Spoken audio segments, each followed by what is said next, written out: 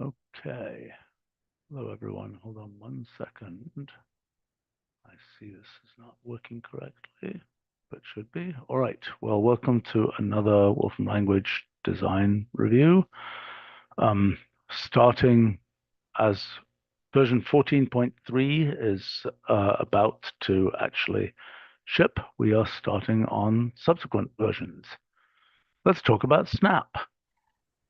Yep. So this is something we started talking about last week. It is basically a variation of chop, but works for arbitrary approximate integers. I like it.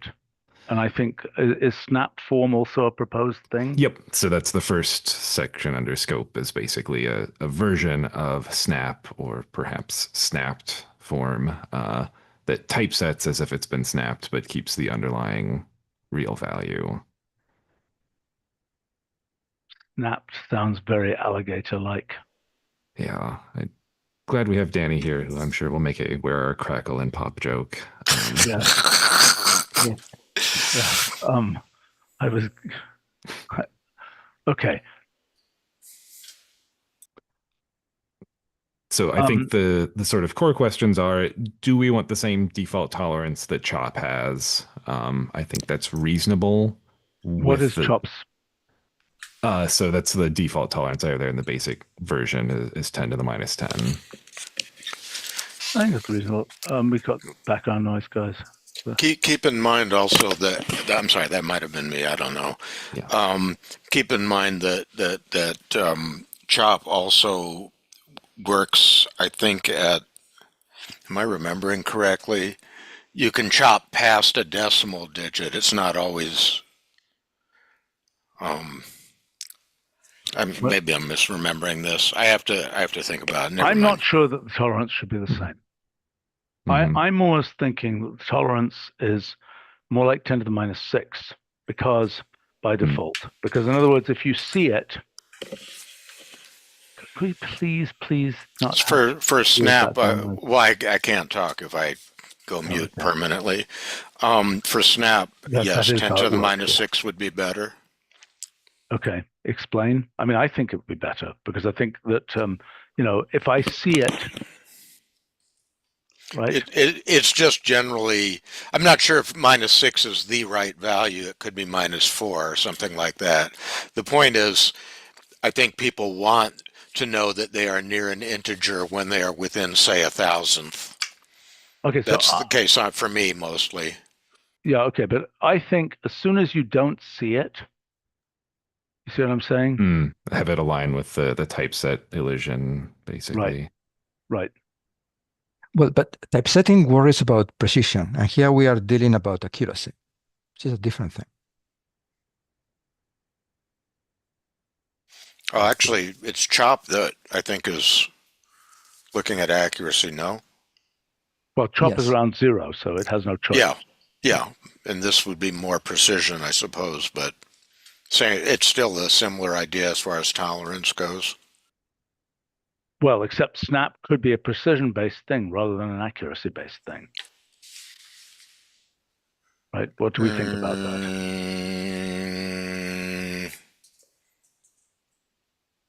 I'm not sure what you even mean by accuracy-based. Well, I mean, it's an absolute number as opposed to a fraction of the number. Right. Okay. Now, I mean, the question is, if you did a snap on something which was, a large number that doesn't have trailing zeros, it has trailing other stuff. I mean, honestly, I don't think so. That's more like round at that point. Right.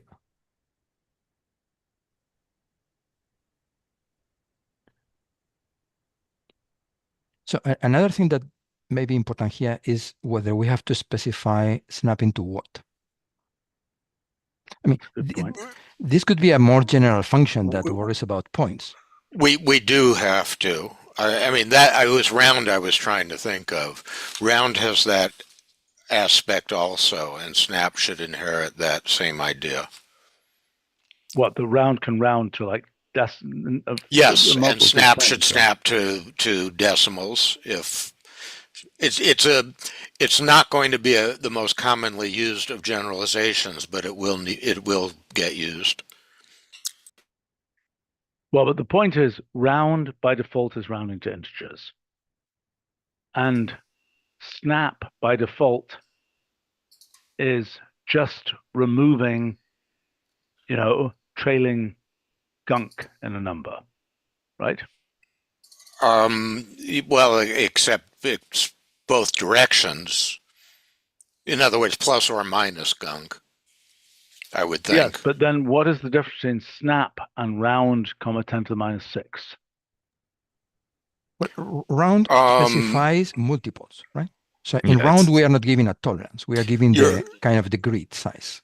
Well, also you're forcing round to do something, whereas I think snap should only change the value if you are within a certain tolerance of a certain position.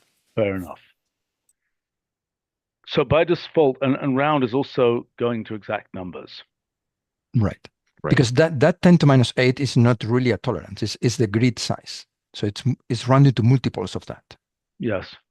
So what we want snap to do in this case is just to go to 2, and it's basically going to drop, in a first approximation, it's dropping digits you can't see in that case. But if it was 22 point, see, I'm confused about this case. What should snap do there? By default, probably nothing. Well, are we Well- sure? Because that would be useful to have it do something. I mean, in other words, should it, okay, here's a possibility that snap,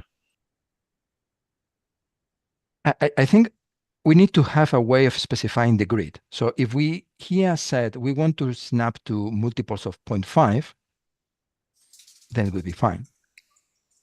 Even without that, I think the point that Stephen wants to make here is it should be smart enough to figure out a sort of obvious, snap to this by default kind of behavior. And I don't even know how to make that well defined, but that's the vague idea.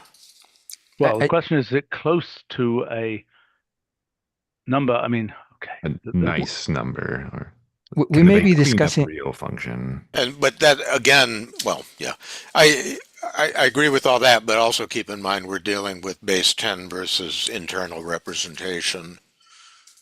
Exactly. So this is a mixture of round and chop. Chop takes the tolerance, and round takes the grid.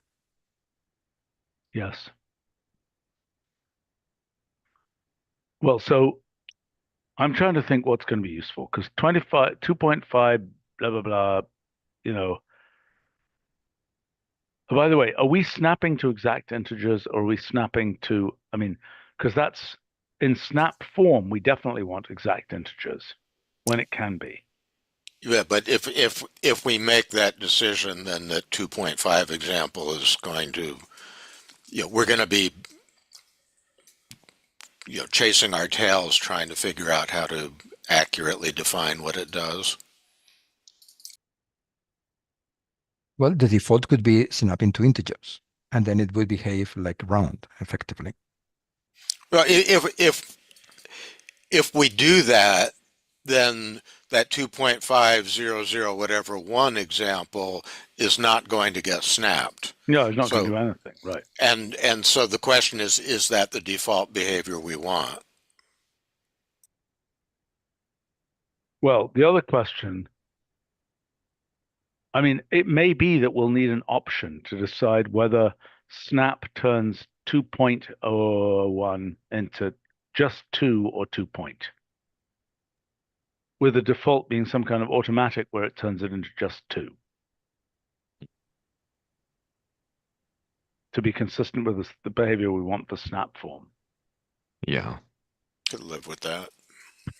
I mean, I think that this 2.5, lots of zeros and a 1, I do think it will be useful to snap to 2.5. So the question is Agreed. there a reasonable way to define that? I mean, it's like how many digits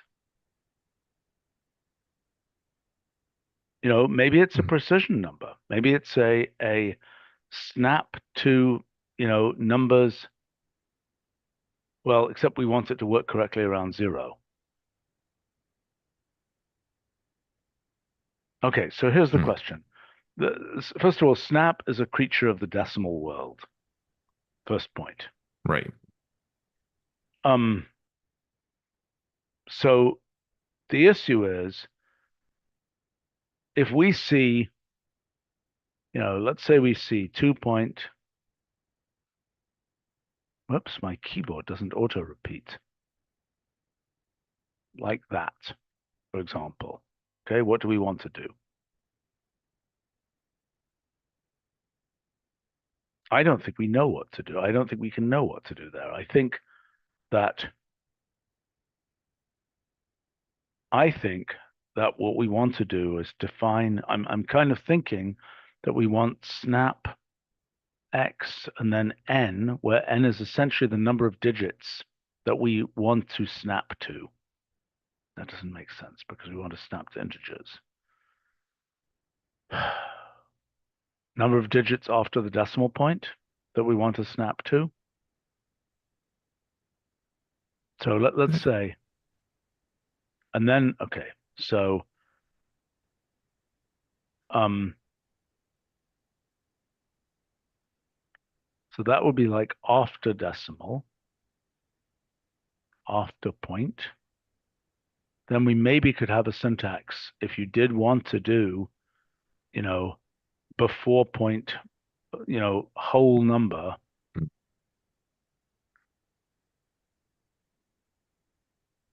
I don't know. That's what number form does. Indeed. Yeah. Although I find it super confusing, but yes, I mean, that's at least,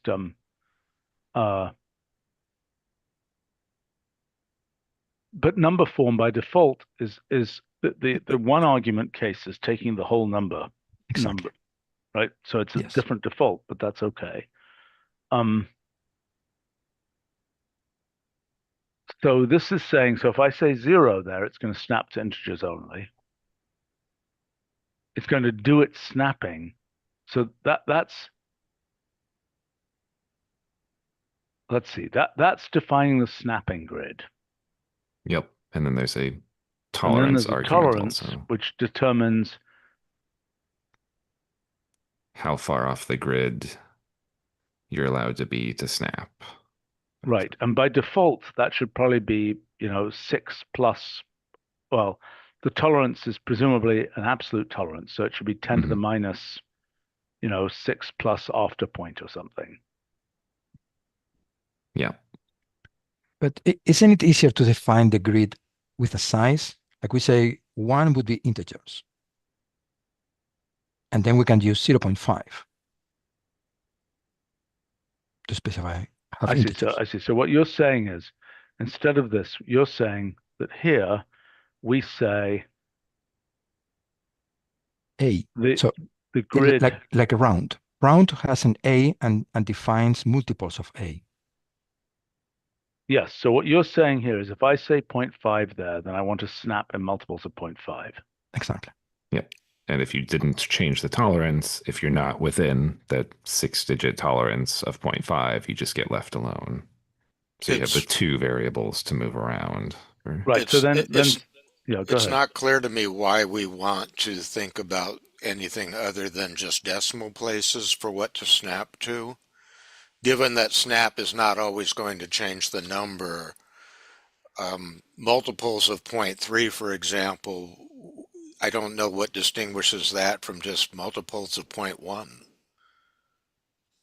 Hold on. Multiples of 0.5. Okay. So I see what you're saying. So in in other words, if it was 2.4 and all those zeros in one, a multiple of 0.5 it's just not a.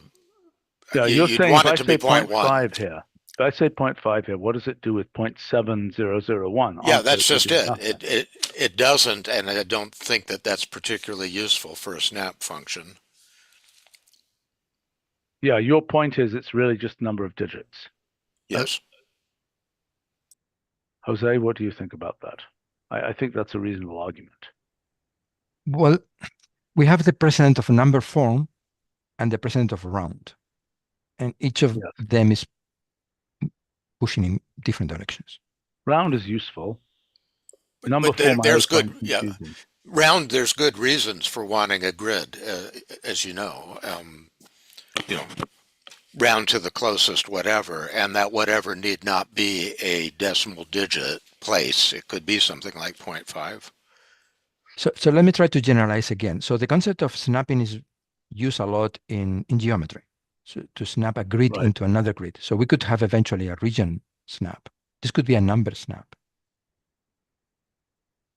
And in geometry, the typical thing is to define either a grid of points or another region. And then you want the points of one region to snap to the other ones. For example, you have two countries and they have different resolutions in the borders. And you want the points to match the points of the other one. That's a good function. I mean, it should be called region snap, probably. Exactly. That's a very useful thing. I mean, we talked about this years ago. In fact, we even did a version of this years ago, as I recall, to get our country geometry to work.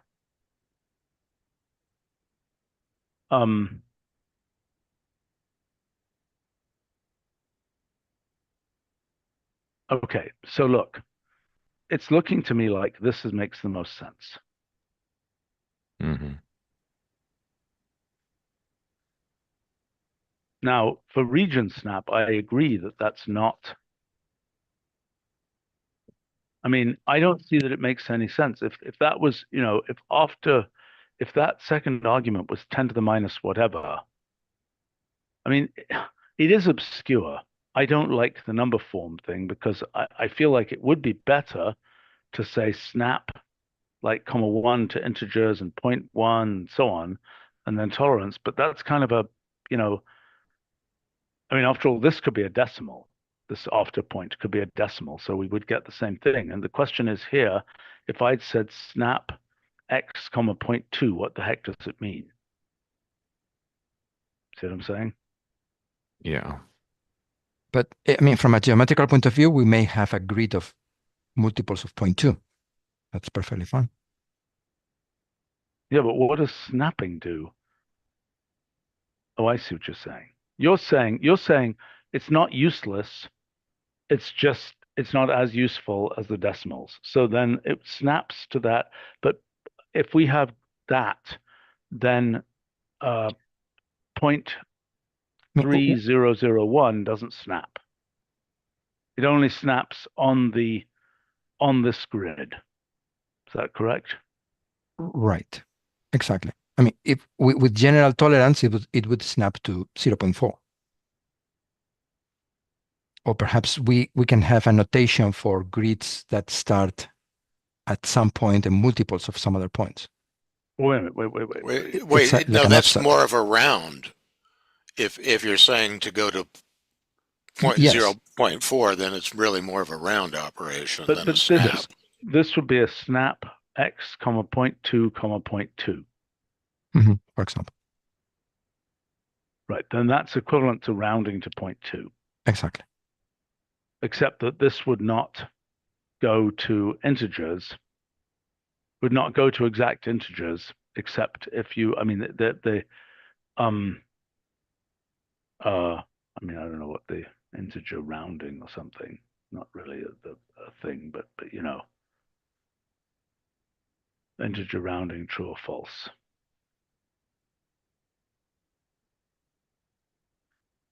I don't know if that's the right name. We may have a better name for that. We may have some name around that rationalized. Well, rationalized just has an argument, I think, for that. All right, so the proposed thing would be the default snap is to integers. So the default second argument is 1. Yep. And default tolerance is 6-ish. 10 to the minus 6. 10 to the minus 6, sorry. Yeah. If anything, I would consider lowering that. But yeah, that's Lowering to make it 10 to the minus 4, say. But 10 to the minus 6 is definitely better than 10 to the minus 10 in any case. I think we should consider 10 to the minus 4 then. But the problem is Okay, let's consider 10 to the minus 4, right? Now, next question is, what does it do if it's a snap? Presumably, it can take a vector here, can take any listable thing here. That presumably just works. It can take a list there.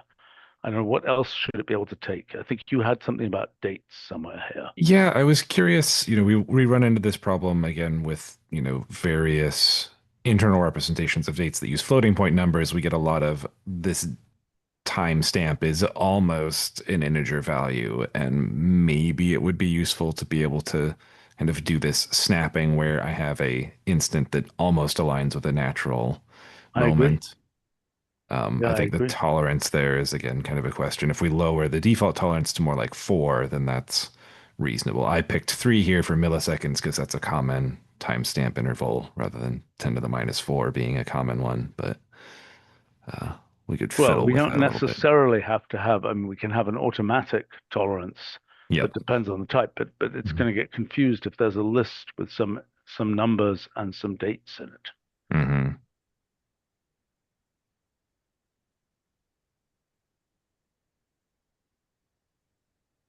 Yeah, I think anything numeric or numeric like quantity, it obviously makes sense to be transparent for snap. I think if we're doing like a region snap, then the geometry functions and the geo functions would naturally be able to interface similarly. Okay. And snap form, I think it's just the same story as this, except that it doesn't actually change the The change the underlying number. number. Yep. Hmm. All right, let's try implementing this stuff. Okay. Any further comments on it? I think it's a nice thing. I think we should have had it years ago. Um, okay. I think this lives between number form and round. And Mhm. and because we had those, perhaps this wasn't needed. But yeah, I think we need something that merges both. Yes. So I like it. Um, okay. So Bit this cost. next function came up when working on some things behind the scene with the dark mode uh, framework for version 14.3, and we kind of realized we have a lot of bit functions, but we don't actually have a generalized bit cast function. We do have a cast operation inside the compiler type, which this toy implementation is using. But basically, I have a numeric value of one compiler type and I want to see what it looks like cast to another one. So they're taking a machine real and How does casting it to its cost integer work? form. How does what is costs form? Doesn't it cost work differently? Cast takes 2 arguments. Here I was using the rule form because it seemed a little more apparent to me, but we could certainly say cast from type 1. Uh, the within the compiler type, it already has a typed argument. I see. So it So hasn't committed itself to what, and it has a costing method as well. yep. So we're the version I have here uses bitcast, but we could have a method option to a bitcast function. But we basically need either an extra argument or this rule syntax to say this is what the input type is, this is what the output type is, because we're working with expr numbers. I mean, wouldn't this more naturally be number cost because we've got, I don't know, number, Yeah, it would. because we've got a bit cost possibility, behavior of costing in C. Why is that different from the bits case? I believe the Ccast version has more restrictions. Oh, I see. It only does numeric type. So it is Yep. really, it's Mhm. really this really is a bit cost. Sorry, Yeah. I'm Mhm. Yeah, we could bind it specifically to number cast, but the thing I'm less sure on is, if we want to have a, character cast within the bitcast Yeah, I function. think we probably do. I mean, bit cost is fine if it's just Mhm. doing bits. Yep. It says what happens to this as a collection of bits. Yeah. As long as the input is a valid, uh, it can be represented by the input compiler type, then Right, so what it has does it to be look like on the cast. outside? In this case, we would have to cast that number as a real 64 and then convert that to an integer 64, right? Yeah. Mm-hmm. I think the current version might complain about. 100% sure. Well, I don't know whether we Yeah. want that.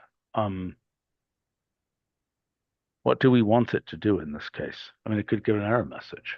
Yeah. That'd probably be the safest thing to do. Yeah. Well, no, it doesn't make sense because that number, that initial number is going to have. Mhm. Okay. Let's think about it this way. Okay, so if I have the number 45, right? Mhm. That could be an integer 8. It could be an Yep. integer whatever it is, right? 64 or whatever. Yeah. Mhm. Right. So it's got to know that.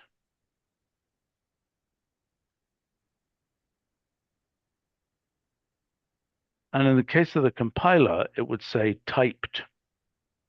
Yep. The way the compiler would do this, it would say type to 45, integer 64. Right. It needs to know if it's signed or unsigned for what the bit representation is.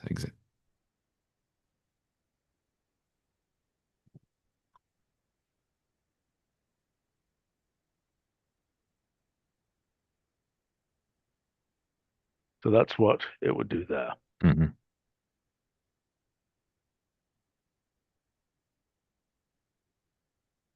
You'd need to add the BitCast method in the end, but yeah, it's the same for both of these right now. Okay.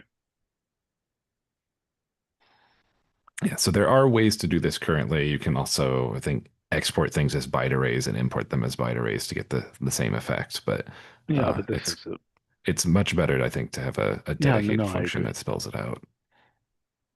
My only question is what? It's reasonable. I mean, I think if we can interpret the initial thing as the type that's specified here, if we can losslessly interpret it in this type, we should just do it. If it is not lossless, we should give a message. Right. If you try to put a real value in and say this is integer 8, it's going to bark at you. Right. That's not lossless. But I mean, Yeah. Mm-hmm. 5353 as a real, is that considered lossless or not? Maybe not. Maybe that should give a message. Yeah. I think that's the right thing. But 45 as an integer 8 or as an integer 64, it's lossless. We don't give a message. Right. What about in that lossless thing? What about a floating point number without a precision specifier?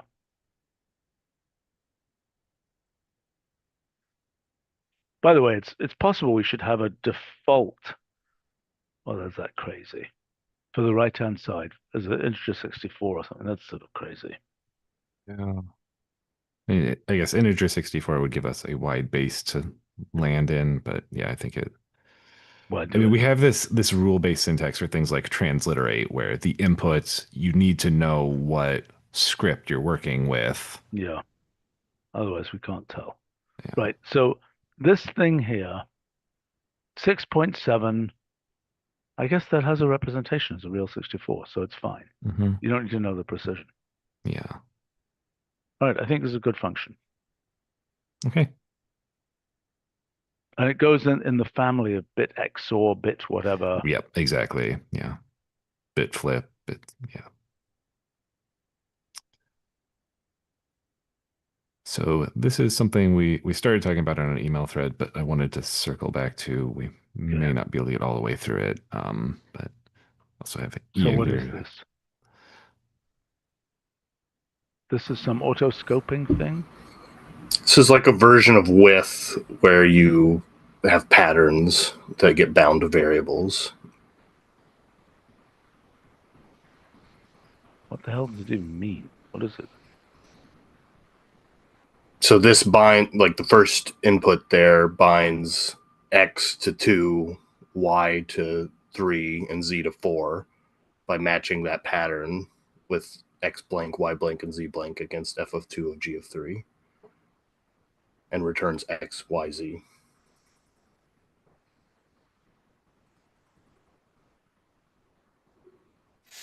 This I'm sorry, apparently is referred to as let.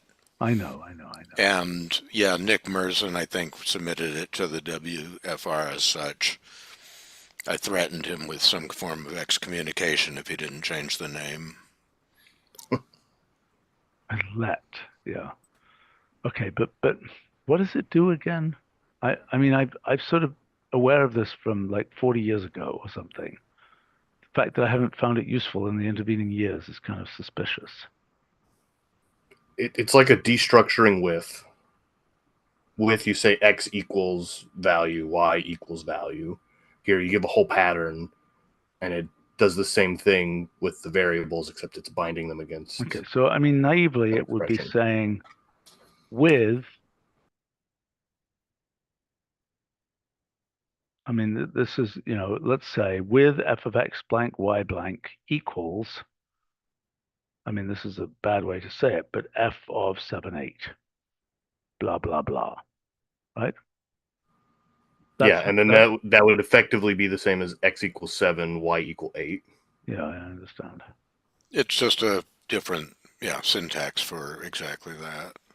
But it's a less confusing. I think the LetScope is not terribly confusing. It's only mildly confusing, and it's going to be no matter what. Oh boy, one never escapes things. I mean, SMP had this feature. It was Well, you damned yourself then. right, but it was one of those things that people never understood. Now, that was a long time ago, right? It's 45 years ago. So the world has changed since then. So we'll have a 45-year improvement in our lack of understanding. Yeah. I mean, I was thinking of it being potentially useful in sort of a templating structure where we have, I have data that's coming in that may be entities or some sort of hierarchical data that has a consistent pattern. And rather than having to go through and parse it, we basically have this let structure that says, it's going to come in with this head and these are the parameters, and I want to use the parameters to do. Yeah, I get it. I mean, I get it. Look, it's a thing that obviously we've been very successful in things like this, where this is a way of destructuring things and binding those parameters. Right. And I don't quite understand why just rules aren't a good way to do this. I mean, is it because what do you expect to come in here? We expect to come in with f of 7, 8 or something, and then here we're binding those things here. I just don't get it. I don't get what the point of this is. Why isn't this just basically this? Or replace, rather, this. What's different? I mean, one thing is now like we have the multi-argument with this supports a similar construct. So you can have first you destructure some like a first list of patterns, and then that's what replace slash dot slash dot slash dot multiple ones of those.